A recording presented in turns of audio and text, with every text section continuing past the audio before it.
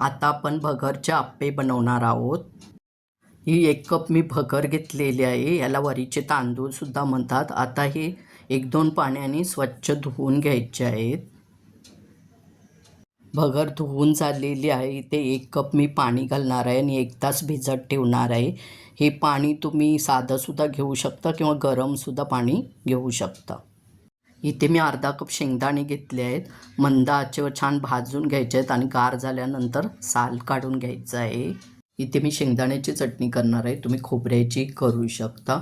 मी कमी तिखटाच्या 4 हिरव्या मिरच्या घेतलेल्या, 1 चमचा जिरं, थोडी कोथिंबीर आणि मीठ पाव चमचा घेतलेलं आहे. पाणी न घालता फिरून घेतलेलं आहे. पाव कप पाणी घालून तुम्ही इथे घट्ट किंवा पातळ करू शकता चटणी. मी घट्ट चटणी केलेली आहे. वरीचे तांदूळ छान भिजलेले आहेत. पाणी काढून घ्यायचं आहे.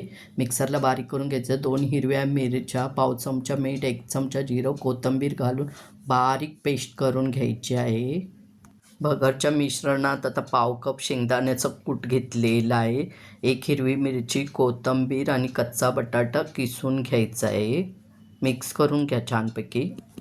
मिश्रणातच कच्चं तेल घालायचं 1 चमचा आणि अगदी पाव चमचा खायचा सोडा घालायचा आहे. मी विसरली दाखवायला.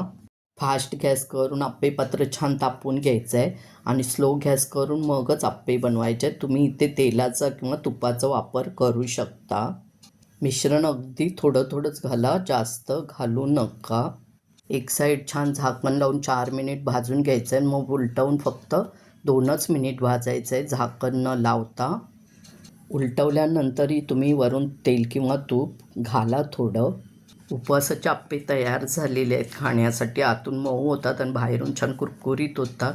करून बघा, शेअर करा, लाईक करा.